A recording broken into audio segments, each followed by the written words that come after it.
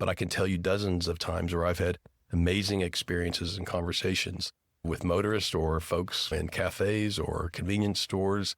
And that gives me hope that this problem may not be a problem, may just be a fact of growth. But regardless, it needs attention. And I believe that organizations like Ozark Foundation, who are embedded in the outdoor recreation ecosystem, do have a responsibility. I think it starts with listening. I think it starts with humility. I understand that when change arises and when folks feel that maybe their way of life may be impacted, it makes for an uncomfortable situation. So again, I think it begins with just lowering the volume and everybody sitting down and having this conversation and finding common ground.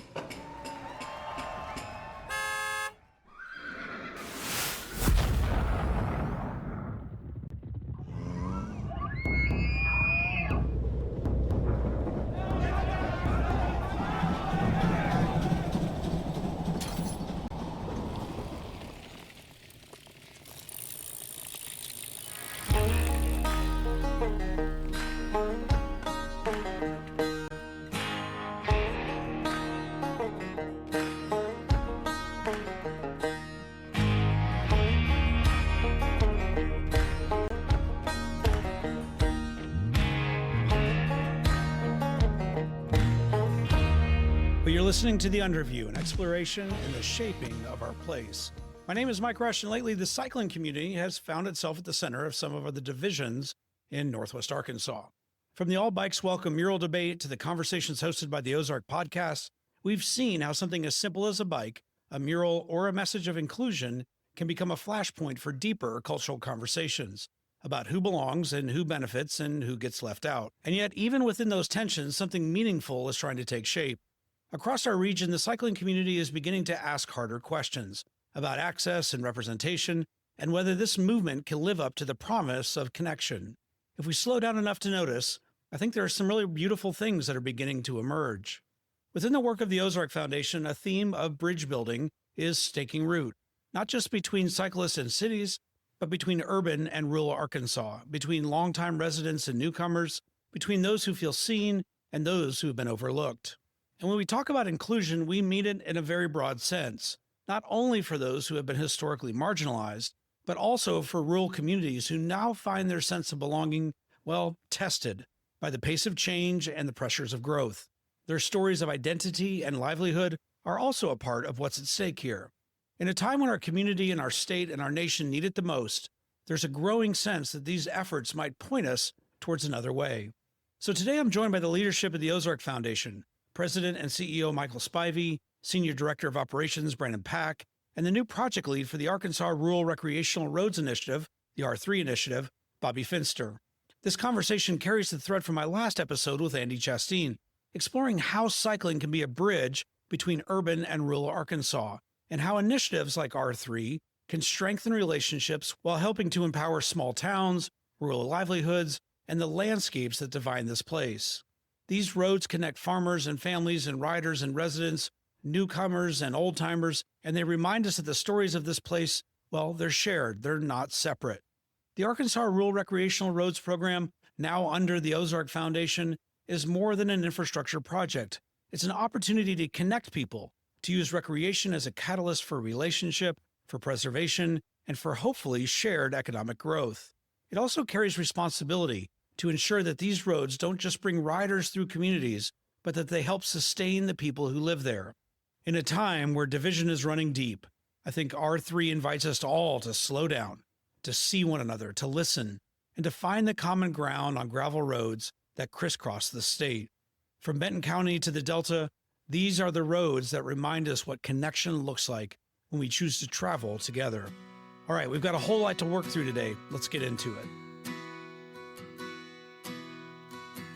I have the privilege today of sharing a table with the Ozark Foundation, which is really a privilege to me to talk about the Arkansas Rural Recreational Roads Initiative. And so with me, Michael Spivey, who's the president and CEO of the Ozark Foundation. Michael, welcome to this conversation. Thank you. It's great to be here with you again, Mike. I'm so excited. Welcome back by popular demand, of course. The last time we spoke on your program, we were in Horseshoe Canyon Ranch on the third day of the Arkansas Graveler.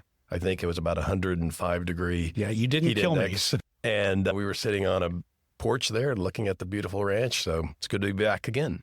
Yeah, and since then, we've had another Arkansas Graveler, which I want to talk about because I love that event. And we're going to look forward to what's coming up in the future if you'll share. I also have the opportunity to sit with Brannon Pack, who's the Senior Director of Operations for the Ozark Foundation. Brannon, welcome to this conversation. It's great to have you here. I've been able to ride and chase you around these Ozark Mountains for a while. I can't keep up with you, but thanks for being here. Welcome to the conversation. Mike, glad to be here. And then we also have a new face to Northwest Arkansas. We're trying to make him an Ozarker, I guess, if you will, Bobby Finster, who's going to be the project lead for the Arkansas Rural Recreational Roads Initiative here. So, Bobby, welcome. We've had the chance to ride together. Again, I can't keep up with Bobby either, but it's been a joy to get to know you and to chase you around these hills as well, too. So welcome. Yeah, thanks so much. Thanks for having us. All right, let's jump into it. We've got a whole lot to talk about. I think one of the things that I've been talking about lately, and a theme of a lot of these conversations, is really around the cycling community and what that looks like to be, I would hope, bridge builders in our community. We've had some conversations about outdoor recreation and what does it look like to move outdoor recreation into something deeper, something that really what I would call relationship that can allow us to really know this place, to love this place, to fall in love with it.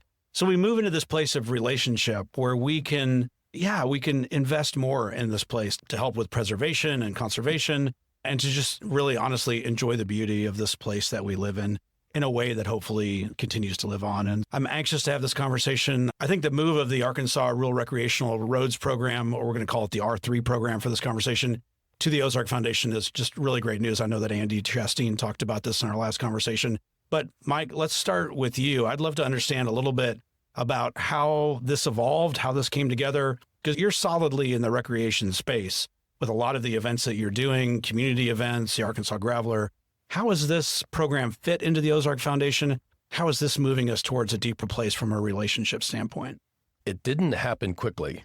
It began with a conversation with the Runway Group and Andy and his team that initiated the program back in 2023, I believe it was. And they asked us our ideas on how the program might evolve and how we might manage it. And we did a deep review of our own resources and a mission review. We have a dual mission. One part of the mission is to position Arkansas as a premier outdoor recreation destination. And the second part of our mission is to lower barriers to entry. And then we have three pillars that support that mission. One is compete, which is our competitive events. Secondly is to connect, which is largely accomplished through programs like the Arkansas Graveler and our kids programming. And then the third is conservation. And frankly, I don't believe we've fully accomplished as much in that pillar as I would have hoped for. We typically have approached that conservation one in terms of recycling at our events and hopefully creating a zero waste event. And when the opportunity for the R3 came up, it seemed to fit that conservation pillar, which was very appealing to us. The three of us are all from here, grew up here. I was raised on a farm in eastern part of Benton County. And so when the opportunity came along and we began thinking about it in terms of whether it was within our mission, it was very attractive. And it was a year conversation. And we approached many different stakeholders and spoke to county leaders and state leaders and others to see what we might be able to do with it beyond the great foundation that Andy and his team created. Maybe share from your perspective a little bit about what that looks like. What should we expect for R3 now that it sits within the Ozark Foundation? How do you see that mission evolving or changing? Or do you feel like, hey, we just need to stay in the same lane and do more of what we've been doing? The good news is the program, in my opinion at least, has a strong foundation. It's an amazing vision. Tom Walton had this vision and Andy and his team really got it going. I don't think there's going to be any dramatic changes, but I think of it as a relay race.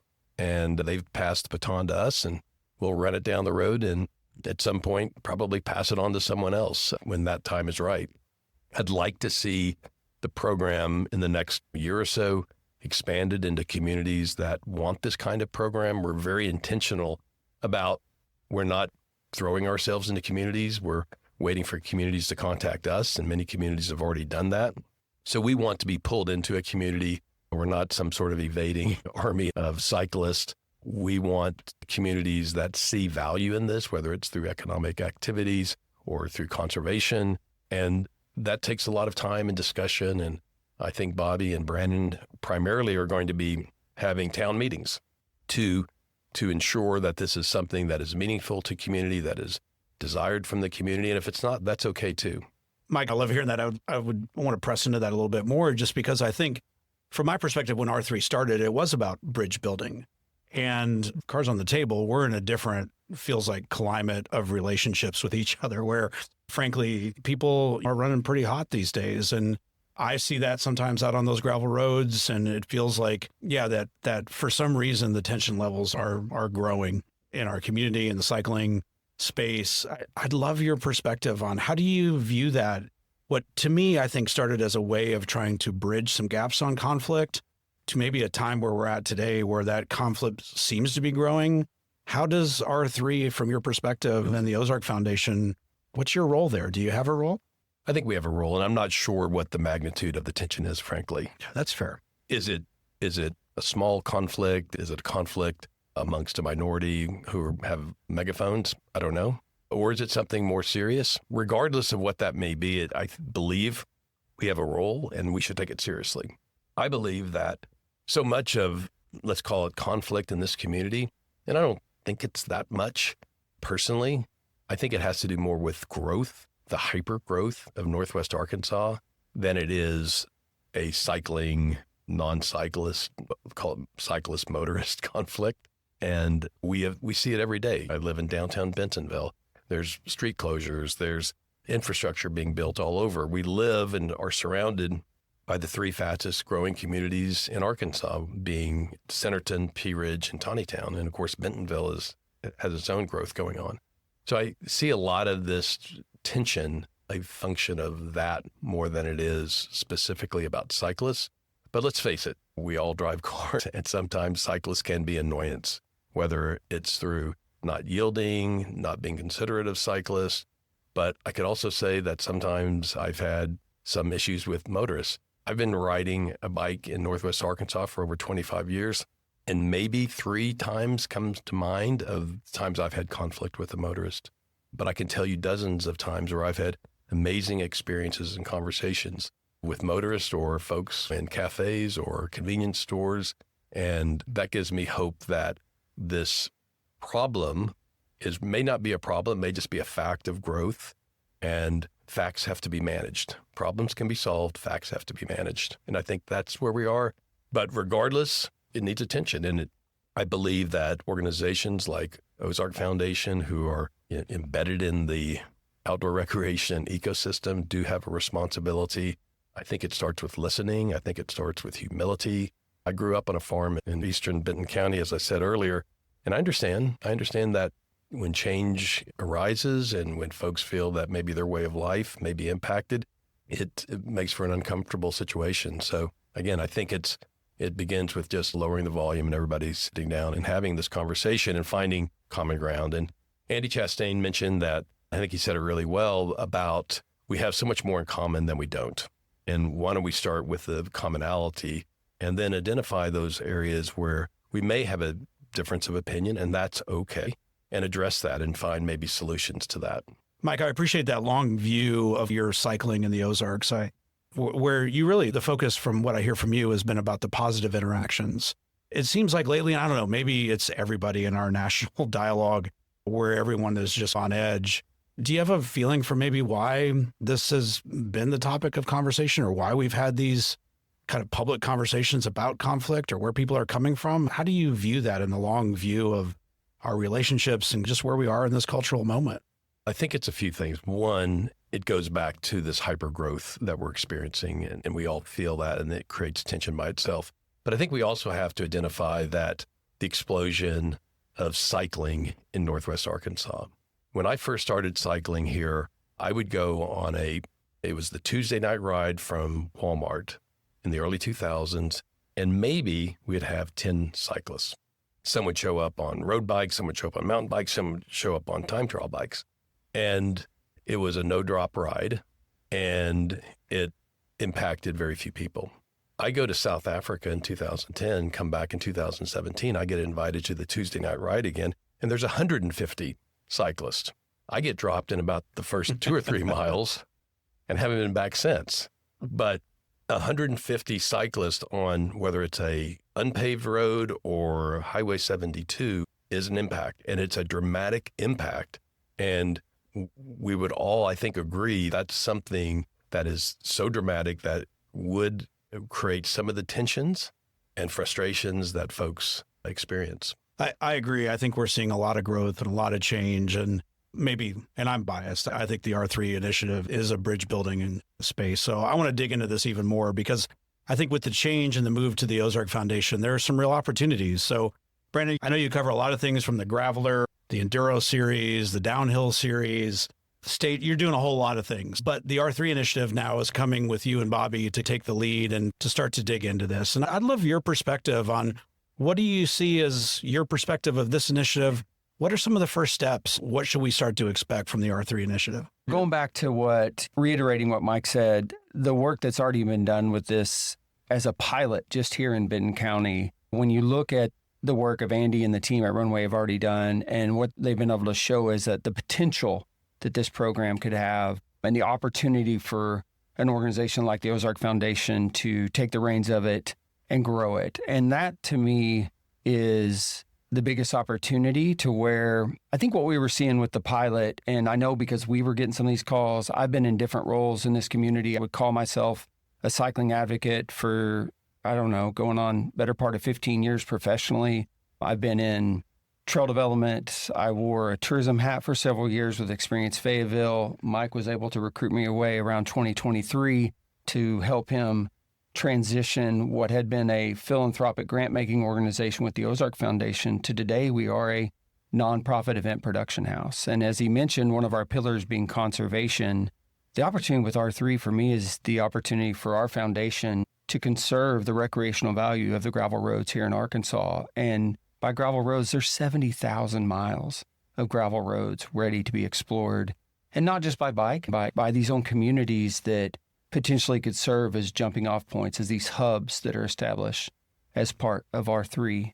When you look at the pilot and what they were able to establish in Benton County, I think for us, what was missing was someone to help then expand that. And the toolkit is there. We know that other people are grabbing onto that toolkit. I think Andy mentioned that we're seeing other states grab the toolkit and do things with it. But we know here, and at least the communities that we've discussed with, they've got their hand up. As Mike said, there's from Huntsville, Arkansas, to Fairfield Bay, to your friend in Arkansas City and Robert Moore. There's communities that have heard about the direct impact cycling could have in a positive way here in Arkansas. And they've heard about it, and they've seen it happen in Northwest Arkansas, and they've seen that happen now in Central Arkansas, but they've never been given the opportunity to feel that direct impact.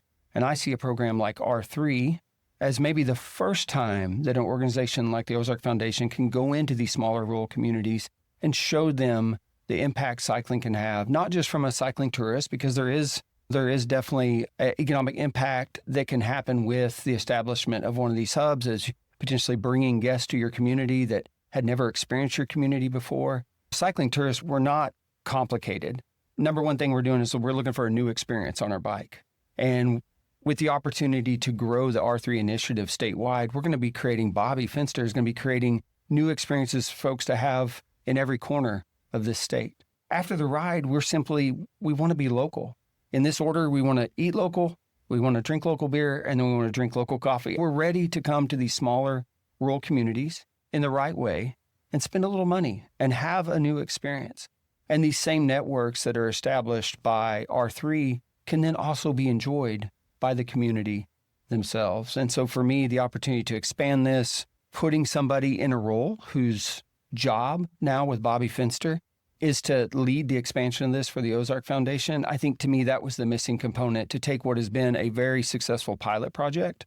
But then if we want to match the energy of these communities that, as Mike mentioned, they've got their hands up, they're asking for it, they're ready for this, they're begging for someone to come work with them to understand what cycling can mean for their community.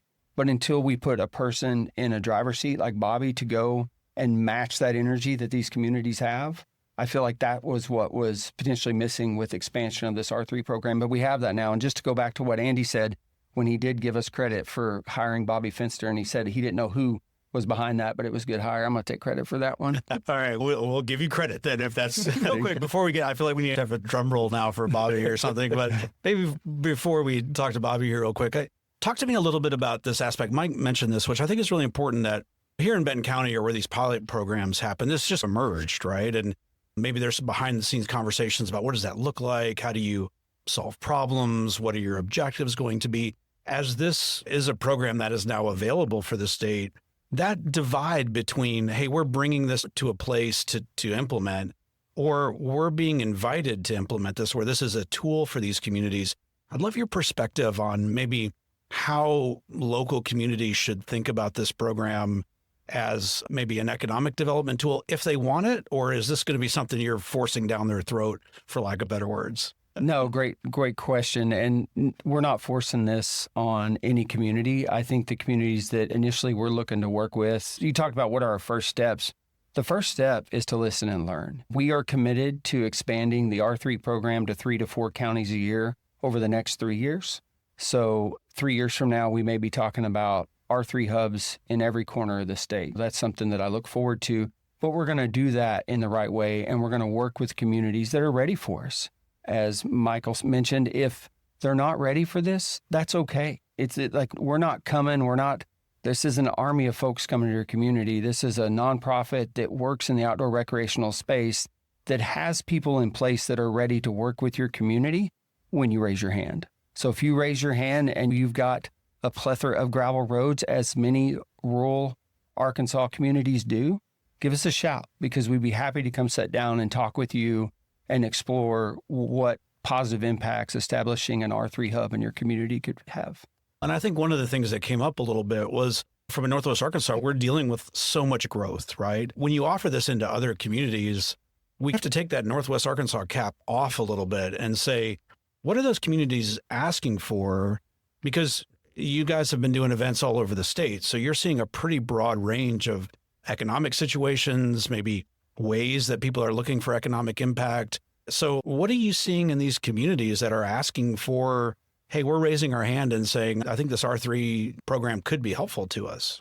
Yeah, and I don't think it's a secret that there is communities in Arkansas that have been on a steady population decline for the last century. And there's also declines in other spaces and places, and the way people recreate to some degree is changing. And this may not be popular. I think that the data is also out there that supports a decline in hunting and fishing, and at least the license sold.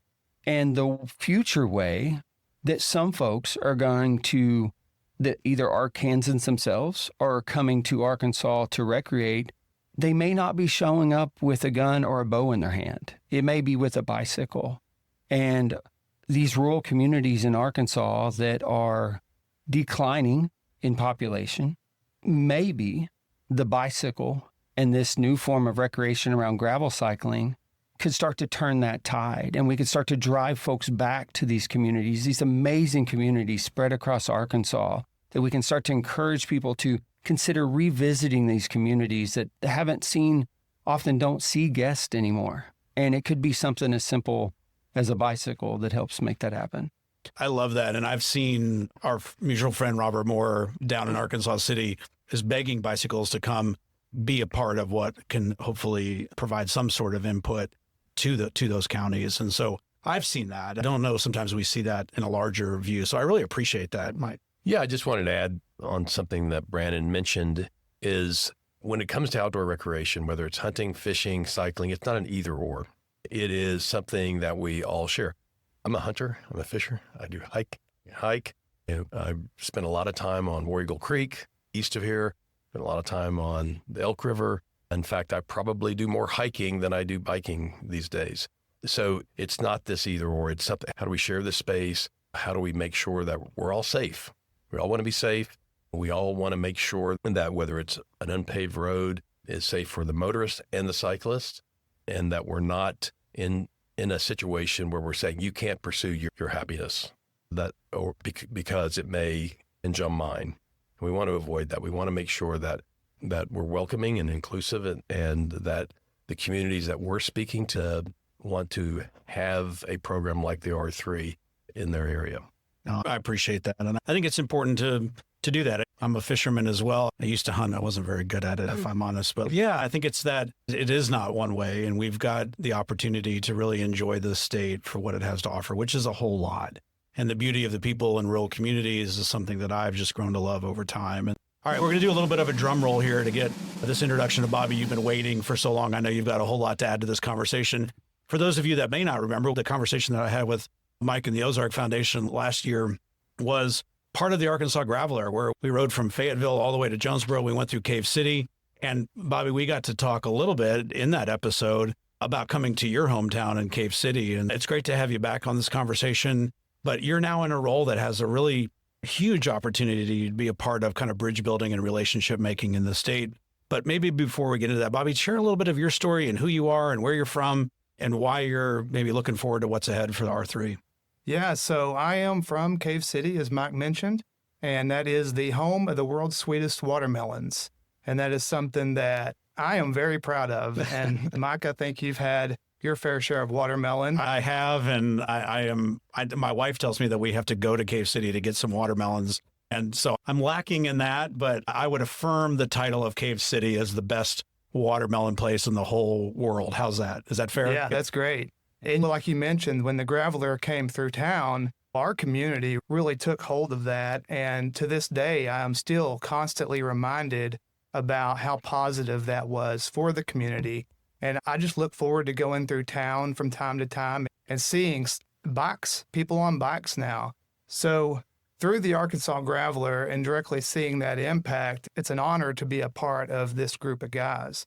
But in the past, better part of a decade, I have focused a lot of my energy into digging into that community and the surrounding communities, Batesville and Evening Shade, Sidney, all the small little, less than 1,000 in population, a lot of cases. And I dig in and I find people like the Robert Moores that have a deep love for their communities. And the more I get to know these people, the more they try to rope me into coming and helping them produce some form of outdoor recreation event or any of these things like that. I've spent the better part of the last decade assisting these communities in doing so. And in turn, we've raised money for local nonprofits that has been a huge benefit for their communities. And so mapping routes and doing that kind of work is something that goes right hand in hand with this program. And it's fun to have this platform to stand on to position Arkansas to be a premier destination location in the country. Well, and you've been working on this within Cave City on your own, I think, for many years. And I think you've even had the opportunity to be recognized in some of that work. You were given the 2025 Henry Award for the Arkansas's Individual Innovator in Tourism, and you were using the bicycle within rural communities to try to make a difference. So tell me a little bit more about some of that work, because my assumption would be that's going to be a precursor of how you're going to maybe approach some of the counties that may be raising their hands saying, hey, we're interested in what R3 looks like. So share a little of that background about how you've been digging in and using the bike to make a difference there. Through my love of gravel cycling, I've obviously will go through these communities and have these experiences that are unlike anything I get to experience while I'm in these larger environments, larger cities, so to speak. And I find people that are in love and they want to showcase these. It's the little ghost town in Calico Rock. It's the little diner in Mountain View, Arkansas. It's the whatever the thing is that the community wants to showcase. I've put together a collection of these things and I try to connect them through gravel roads so that I can showcase these things to my friends for these communities to help build these communities and to strengthen them. And through that work, apparently I was nominated for the Henry Award for the 2025 Governor's Convention on Tourism, and I graciously accepted that. It was a pinch me moment because there's a lot of good work going on in this state. So to be recognized for that, is a real honor. I'm curious, you're sitting in a room with a bunch of guys from Northwest Arkansas, but this is not where you're from, per se. Like, how does that perspective coming from a place like Cave City, how do you feel like that helps you maybe understand what those communities that may be raising their hand are asking for? Well, we sit around and we talk about some kind of tension and stuff like this, and it's a little different where I come from. And so to hear all those conversations, it's something that I really strive to understand, and I respect the level of attention that needs to go toward this. But it's not necessarily something I'm familiar with, as in these small communities that I'm used to, the farmers will directly reach out to me and say, hey, bring your friends out. We love seeing all the cyclists ride through the farmlands. And just so happened, we have a watermelon grower in town that wanted me to put on a bike ride that showcased their watermelon farm. So I sent cyclists through the watermelon crops and fed them fresh sliced watermelons. And so the big city vibe of Northwest Arkansas, if you will, is something I can adapt to, and it will take some getting used to, but just like any community, you find some real awesome people in these communities, and there's no better place to be in the state on a bike as Northwest Arkansas. And Bobby, the watermelon aspect, you got a watermelon hat and you've got the melon grind, the world's sweetest gravel ride. I love it. So like you embody the community and the pride that comes out of rural communities and can showcase really what cycling can do to maybe be a help if that's needed. I'm curious, maybe, I don't know, Brannon, if this would be your area, but this is a really different dynamic than I think we think about here in Northwest Arkansas. And I'd love to hear your thoughts on how does that play into, as you think about R3, really the mission and the work that's ahead. Yeah, let's just take what Bobby said by example. And I think what he just described, and based on the conversation we've already had about, you mentioned there is some tensions in Northwest Arkansas, and a lot of it's just around this unprecedented growth that we're all experiencing if you call Northwest Arkansas home. I think what Bobby just pointed out is the places we're specifically looking to work in this state with this R3 program, it's a different conversation. We're going into smaller communities that aren't experiencing this unprecedented growth. It's the opposite.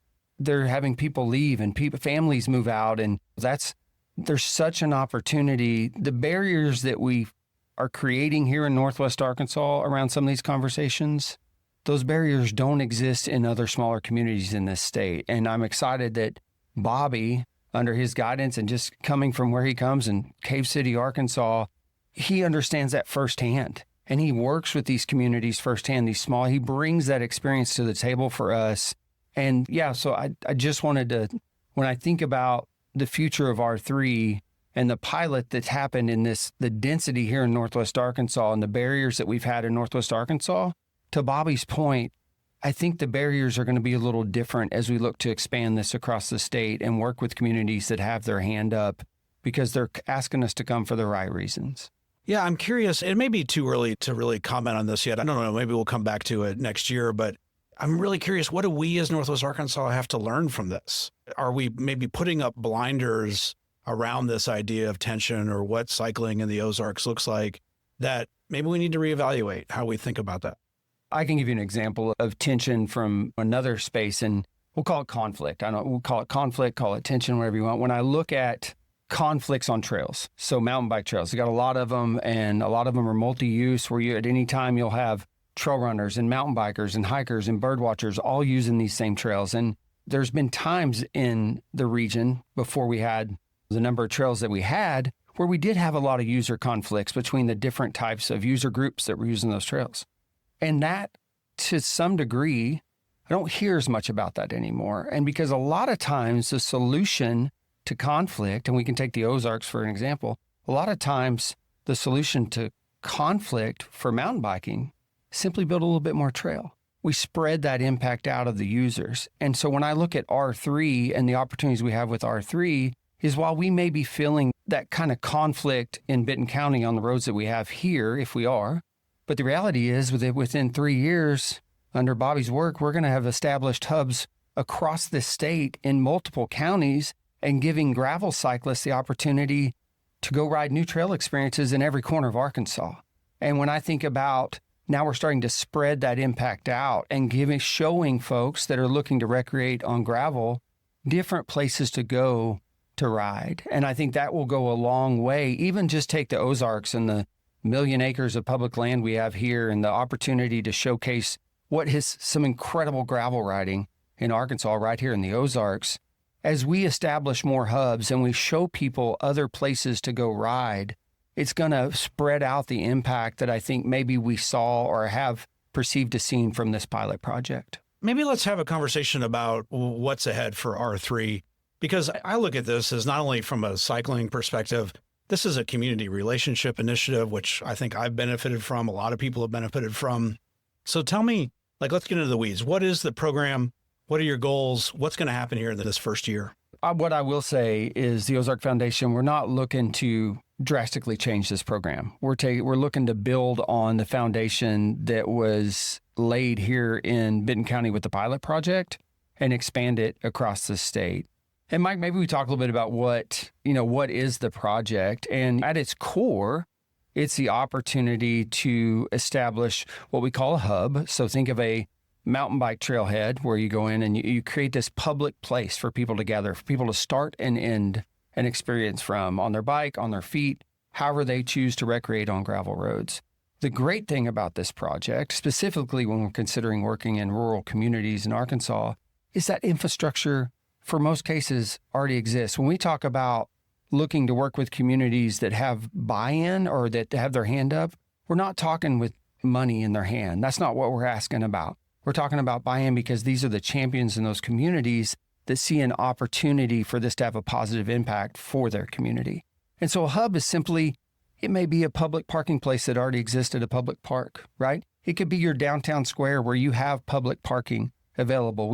That's what it takes. And we'll put up a couple kiosk signs and some public parking, and we have a hub. From there, it's establishing, and some of the more meaningful work Bob's going to do is around then establishing these gravel road networks. And again, we talked about it. These typically around a lot of rural communities in Arkansas, there is endless gravel roads leading from these areas of population. And so what this program does is it does establish a public parking hub that invites both your community and guests to your community to come park their car in your community and go have this recreational experience. And the routes that they use are ones that we create, and Bob will be creating, where we vet these routes and we use public roads. We're not going to, unless we're invited to, unless you're a farmer in Cave City and you want us to ride through your watermelon patch, we're not going to be doing that. We're going to use publicly accessible resources to go out and create networks of gravel roads that are for everybody from the beginner in a community that just wants to go understand a good route to ride their bike on, up into what we know to be a distance that does favor people to call it travel for gravel. We want there to be enough there in this, call it, network that's established from these hubs for people to, of all degrees, to come see the value in coming to this smaller community. And then after the ride, the opportunity for them to then, hey, let's go have a cup of coffee at this local coffee shop. Let's go have dinner at this diner before we get back on the road. Let's go fill up our cars at the gas station before we head back to wherever we came from. And so there's such an opportunity with this program through the establishment of these hubs, through development of gravel road route networks, using the right roads for the right reasons, that really could have a very positive impact to these smaller rural communities in Arkansas. And that's the nuts and bolts of it. It's not overly complicated. Yeah, I've had a chance to enjoy some of those hubs out in Pea Ridge, for example, out in Gravette. Maybe, Bobby, where are those hubs today and how can people enjoy them? And yeah, what's ahead? Are there new hubs coming to new cities or new counties and new routes? Yeah, what does that look like practically today? So with the existing hubs, we have Bentonville, Goshen, Gravette, Pea Ridge, and Siloam Springs. Currently, we're just evaluating what is there and what we plan on doing to potentially reactivate some of these hubs. But realistically, our plan is not to do as much in Northwest Arkansas as what we plan on doing throughout the state.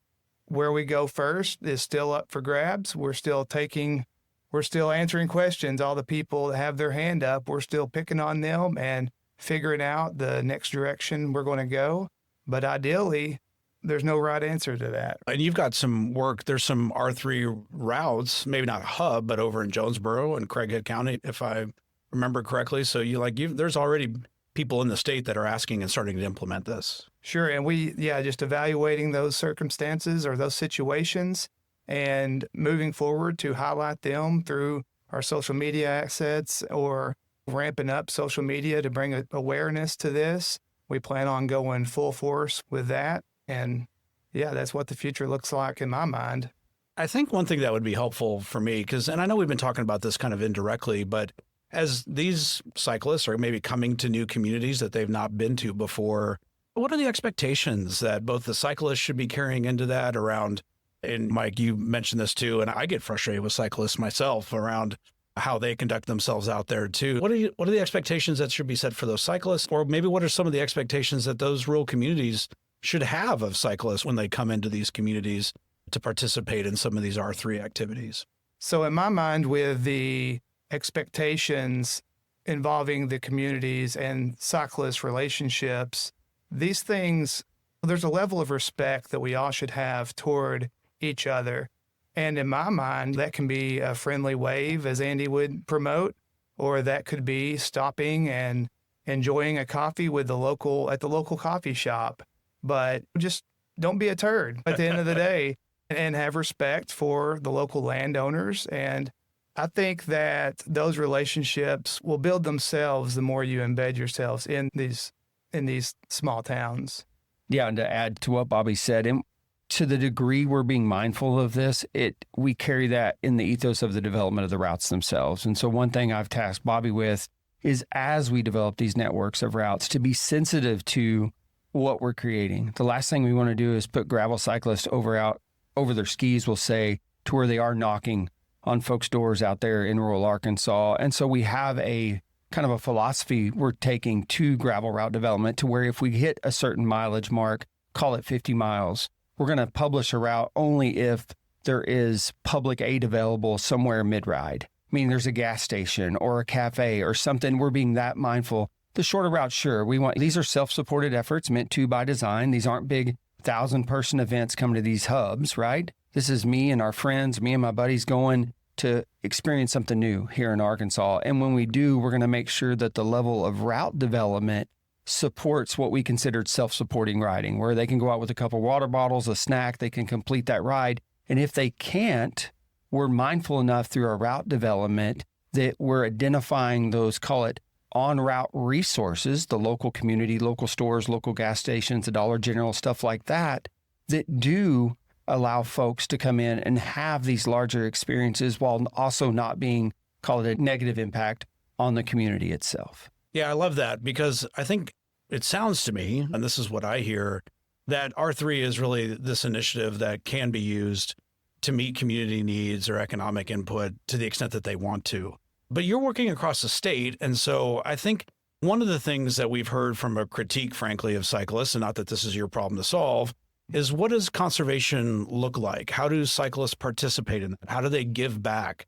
What does that mean for the land and our place of belonging? And I think, Brannon, you had been talking a little bit about some of the programs that you've been working on to develop. Maybe an answer to that. I'd love for you to share, if you're willing and maybe you're ready to share some of that. Yeah, we do have some exciting, call it updates. They're not to the program specifically. They're, I'll say, program aligned, in the sense that when we first had the opportunity, when we first explored in conversation our foundation taking the reins of the R3 and the potential to expand it statewide, we do a lot of work with other state entities, including the Arkansas Department of Agriculture. And through one of those conversations with the Department of Agriculture, we mentioned this program. And it just so happens that the Department of Agriculture also has some really great programs out there, specifically ones around the conservation of gravel roads and the minimization of the environmental impact that gravel roads can have on the waterways here in Arkansas. And through that partnership, or through that conversations, we've been able to establish a multi-year partnership, I guess we're announcing it today, with the Arkansas Department of Agriculture through their Unpaved Road program, which is a program that exists here in Arkansas. It's been here for several years. It's for county officials, community leaders that are maintaining gravel roads here in Arkansas. There's funding readily available in this state for county leadership, city leadership with gravel roads that continue to be called a maintenance nightmare. And it's pretty easy to pick which ones those are. When you're out riding roads, you can see the roads that tend to continuously be that maintenance quagmire for some of these communities. That funding is available for communities through grants with the Arkansas Department of Agriculture. One thing they've never been able to do through that is to find a way to disseminate that education to folks. And the fact that the Arkansas R3 program and our intention to work statewide, we're going to be working with elected officials and county officials and community officials across this state and be advocates for that program. One, we'll be out there designing routes. We're going to identify some roads that are probably a negative impact to some of the water sources here in Arkansas. But two, we'll have the opportunity to bring visibility to this program here in Arkansas, specifically one designed for the better building and maintenance of gravel roads. So help me understand that a little bit. So these grants then are used to help maintain these gravel roads so that the washout doesn't go into the streams or the creeks or the watershed and have some sort of adversarial impact on wildlife or the habitat. Am I understanding that correctly? Yeah, sediment runoff from gravel roads is one of the most prominent pollution to our waterways here in Arkansas, specifically with gravel roads aligned. Some of the prettiest roads you can ride in this state follow a little creek, follow a little stream.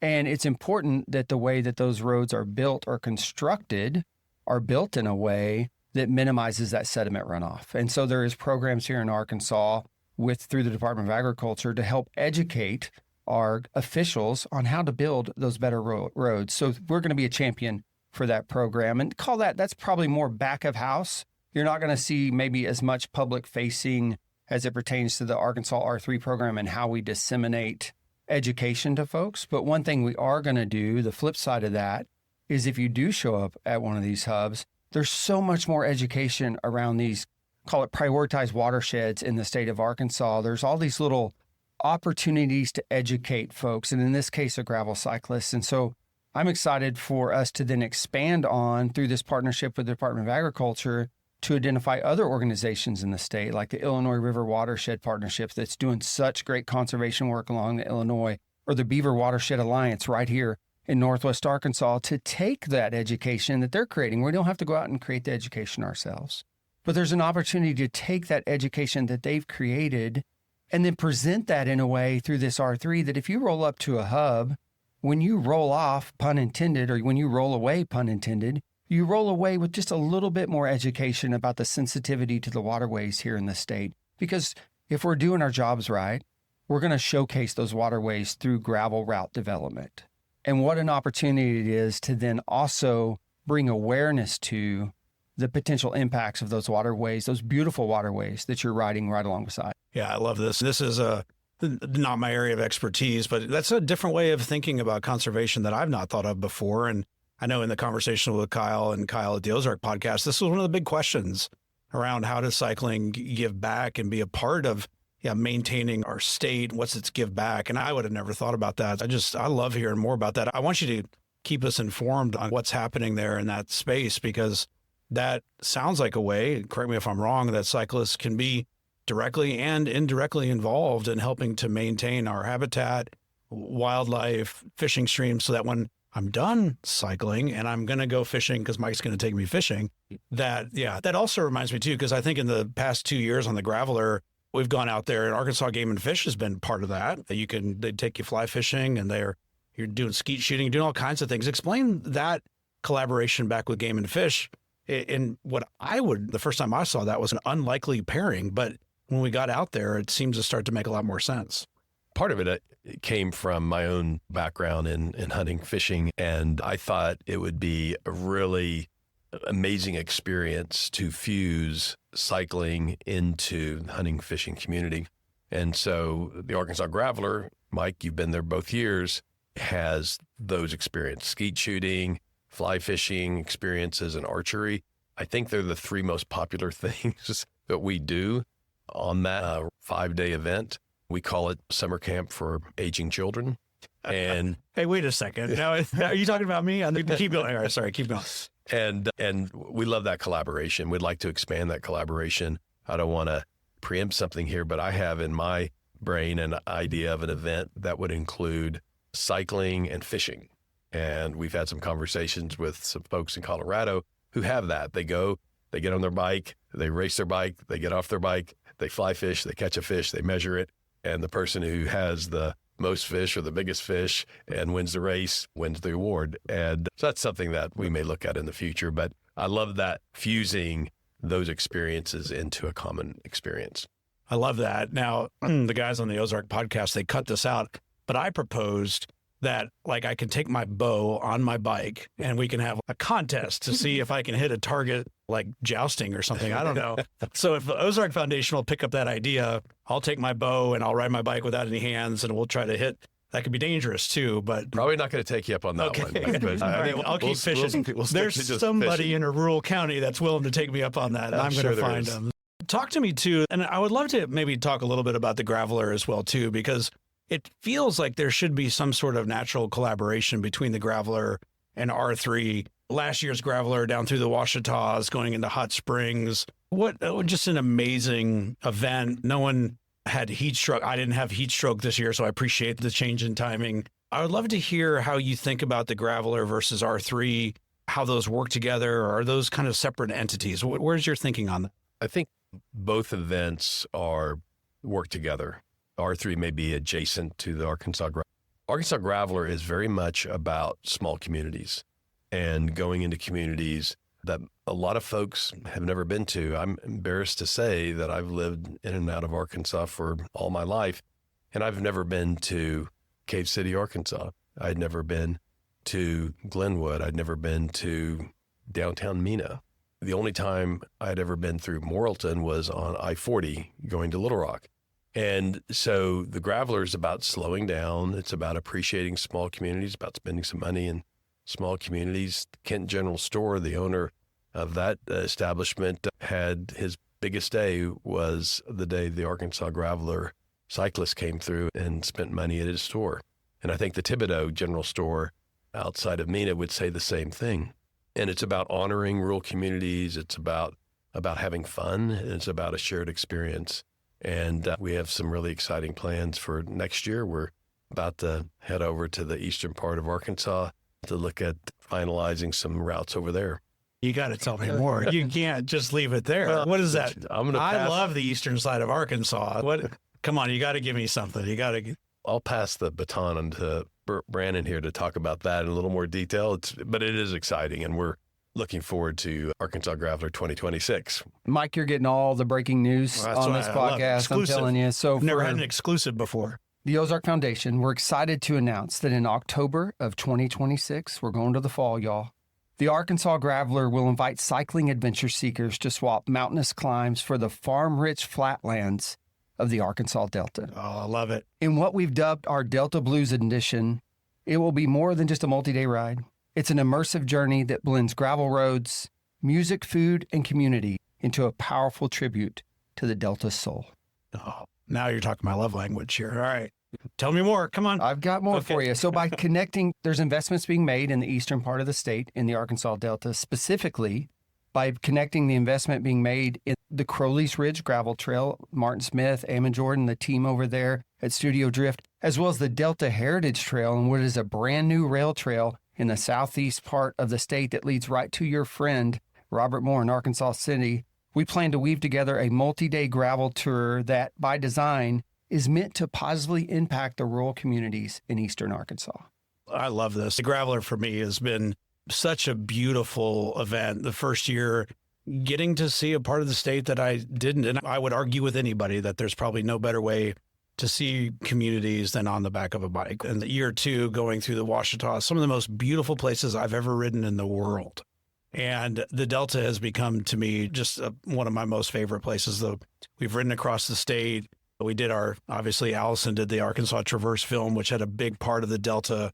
So I've fallen in love with the Delta. So to hear this kind of initiative with the Graveler going into the Delta to really help, not only economically, but culturally, to expose people to what I've seen as the beauty of the Delta. This is the same state. And I think many times we don't think about it that way. I could get on my soapbox if I'm not careful, but I love hearing that. Are you going to have more information coming, and when do we get to sign up? And I get to sign up first, right? That's a great question. I would tell folks that if, based on Mike, when you release this, that we're recording this on Monday, October 6th, we leave tomorrow on the 7th, Bobby, me, and a rowdy crew are heading to the Delta. You're going to see us. You can follow us along on social. We're going to spend the next 5 days riding our bikes, having the 2026 experience that we want you to have. We're doing that by design. We're going to vet every mile by bike. We're going to be able to show you a year out the experience that you can plan to come have in the fall of 2026 here in Arkansas. More to come. By the end of this week, though, you'll see dates. You'll see a good idea of when registration is going to open. All those details to come. Again, we're breaking it right here on the Underview. I love it. I'm excited. It holds a special place in my soul. And I know the people that I have ridden with over the years have fallen in love with the Graveler and the Delta. So to see those things come together and to know that Martin and Robert Moore and Hammond are part of that is, yeah, it feels like family coming into those spaces. So I'm really excited about that. And to tie it back to R3, what this conversation a lot have been about, and about now that the foundation has the keys of the R3 program, as well as we are the production house behind the Arkansas Graveler, the future legacy of the Graveler and what we leave behind to these rural communities very well may be an R3 hub. And how exciting is it? We're already working one with Robert in Arkansas City. The work's already begun. But how exciting is it that we can go over and through a multi-day gravel event, showcase these communities? And even if you're not able to join us that year, we hope you do. But if you can't, chances are some of the communities on that year's route, the impact, the legacy that the Graveler is able to leave behind, because now that we are the driving force behind R3, very well could be an R3 hub that's there year round. You just evergreen, come ride your bike. I love it. And I would strongly encourage everyone to follow along, pay attention, and participate in this event. We're a year out, so they can start training for it already, but I'm looking forward to it. Yeah, one thing about the Delta edition in 2026, we believe that it is an experience that no one can recreate anywhere else. So if you think about the music of the Delta, Johnny Cash, Levon Helm, the King Biscuit Blues Festival in Helena will be part of the Arkansas Graveler 2026. Learning how to call ducks in Stuttgart, Arkansas, and enjoying some great duck gumbo in Stuttgart. That can't be recreated in many places. So we think there's something that's singularly unique about this experience. And although we love the climbing in the Ozarks and the Ouachitas, the flatlands of eastern Arkansas are going to be fast and they're going to be fun.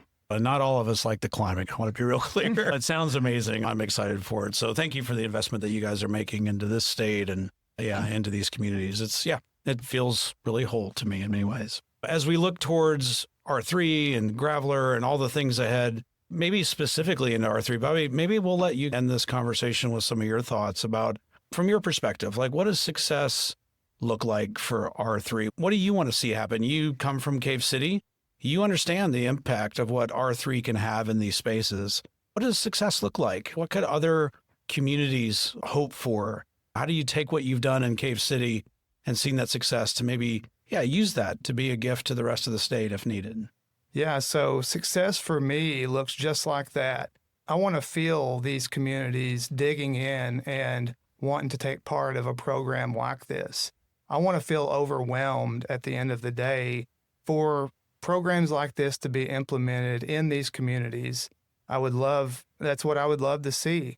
And so in my mind, expanding 12, 15 over the next hubs in the next 3 years would be ideal. I think the education piece of it is very important. I think community building is very important. And I think that the outdoor recreation space in some of these communities is needed very much for more than one reason, but just to get people off screens, to get them outside, to educate, and to bring these small communities to feel stronger and to be able to take on any other challenges they may face. So strengthening community is huge, and I think that would be a successful R3 program to me. You and I, we've had the chance to ride together and be on the Graveler together and be in these spaces together. And so I know this is who you are in many ways, but I would ask, as you look at R3, not just as a program, but maybe as a way of interacting with communities and with people, like what at the core of that, what would you hope for that we can use R3 or these routes or these events, to really accomplish? What goes to the heart of what kind of motivates you and drives you? And what have you seen in these spaces that you feel like this really makes a difference in the relationship building we have with these rural communities?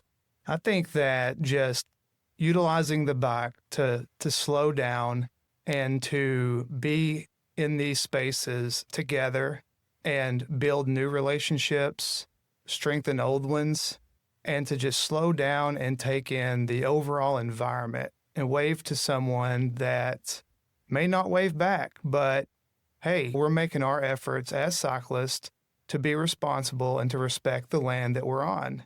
And that's ultimately what this program is about. And I think that using this program to not only showcase these communities, but to also, as a catalyst, to build relationships in these places is the most important thing to the program and ultimately will lead to its success.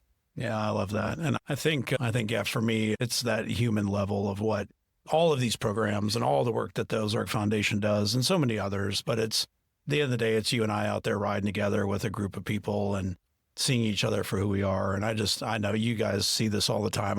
So much of this conversation about rural roads has had this kind of aura of conflict around it. And I think every time I step into these communities and we acknowledge the other person that's there, man, that just gets dispelled and gets broken apart, and we see people in a new way. And it's been fun to ride the roads with you, Bobby, out there to do that together. And yeah, I look forward to what that's going to look like in the future. I end every episode with kind of two questions around fear and wholeness. And so maybe, Bobby, I'll ask you to finish this episode up. When we talk about fears, as you look at what's ahead in this space, does anything come to mind, or how would you think about maybe what some of the fears are around the R3 program, or maybe just the work ahead? So for me, the fears surrounding this project would be that we just absolutely lay down on the job and we don't implement these services and get to work with these communities quite like what we want to, that the overall perception of cycling and some of this tension that we have in Northwest Arkansas could trickle into areas across the state that I know have their hands up and want to do this type of work and engage with this program. And I think that we can definitely make a difference. At what level is what I'm a little concerned about, but I'm fully confident that it will make a difference. Yeah, I love that. I think we've got a model here in Northwest Arkansas, what it looks like to engage in the right way. It would share that same fear with you for sure. The flip side to that is this idea of wholeness. And so as you look to the future, and you've spoken about this already, as you look at this program and in the work that you're doing, what does wholeness look like when you feel like, hey, this is the way that it should be? This is the way that our communities maybe should be interacting together. I don't want to put words in your mouth, but I'm curious, when I say that word wholeness, what comes to mind? To me, wholeness feels like strong community bonds that are not wavered through various points of view on things that, quite frankly, we're all going to have opinions on. And I think that, to me, wholeness can somehow look around all of our differences to find one unique common thread that we can all grasp onto and love each other and to be one in rural Arkansas in whatever way you choose. I'm sure I've mentioned to you, Mike, is the relationships that I have built out of Bird Eye, Arkansas. I have friends all over the state that have been formed in Bird Eye, Arkansas. And for me, that place is very special because of that small Delta town. There's no other place like it for me, just because of the friendships that I've made that now stretch across the state.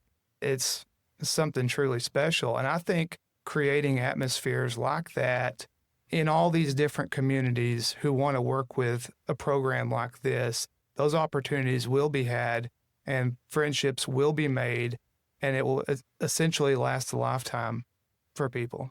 Yeah, I love that. I've shared that Bird Eye community space with you, and it really is a beautiful model about what can happen when people sit across the table and share a meal and listen to some music and ride those roads together. It's a bridge building activity for sure. Gentlemen, thank you. It's been an honor to share a table with you. I love the work that's happening. Can't wait to see what's ahead. Mike, thanks for being here. I really appreciate that. It's been a pleasure, Mike. Thanks for having us again. And we're honored to be part of this community, to make the community better. and work with the various organizations through Northwest Arkansas and now throughout the state. And it's exciting. It's an exciting time to be alive and to be part of such a vibrant community that is accepting and moving forward. So thank you. Thanks, Brannon. Thanks for being here. Really appreciate sharing a table with you today. Yeah, Mike, it's been a pleasure. All right, Bobby, we'll be looking for you out there. Can't wait to share some of those roads with you, and we'll share all the details in the show notes. But gents, it's been a privilege. Thank you so much. And all right, we'll see you out on those roads. Thanks, Mike. Thank you.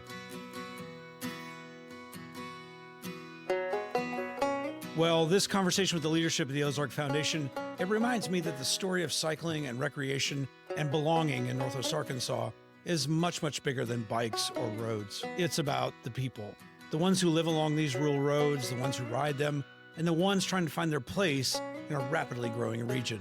The Arkansas Rural Recreational Roads Initiative reminds me that inclusion is not just about who gets invited to the conversation, but who stays seen when the conversation shifts. It calls us to include the communities who have been historically overlooked and those who now feel their sense of belonging being threatened by the speed of growth. These stories of small towns and farmers, newcomers and longtime residents, they are bound together in the same hope that we might learn to see one another as part of the same landscape. If cycling is shaping the heart of Northwest Arkansas, then I would ask that we take that responsibility to ensure that it also shapes its soul, to make this place more connected and more generous and more, well, human. The work of R3 is not about drawing lines on a map. It's about removing the lines between us that divide us, and to remind us that progress and preservation, they can coexist, and that belonging is something that we build mile by mile together. To learn more, I would encourage you to visit arkansasr3.com and follow the work that Bobby and the Ozark Foundation and the entire team are leading. Reach out through the website or social media to share your ideas, your community stories, or your local roads that deserve to be a part of this incredible network, this incredible community of people. I'd ask that you keep me informed as well. I'd love to come ride those routes and share the stories of the people and the places that make this state something truly amazing. And be sure to watch for updates on the upcoming Arkansas Graveler for 2026. I know I'll be there to support an event that continues to bring people together through an incredible challenge, an incredible beauty, and an incredible connection. Thanks again to Michael Spivey and Brannon Pack and to Bobby Finster for their leadership, and to everyone at the Ozark Foundation for being voices that are committed to using cycling for more than recreation, but as a tool for relationships, community, and a shared economic benefit. And to you, as you listen, I just want to say thank you. Thank you for being the most important part of what our community is becoming. This is The Underview, an exploration in the shaping of our place.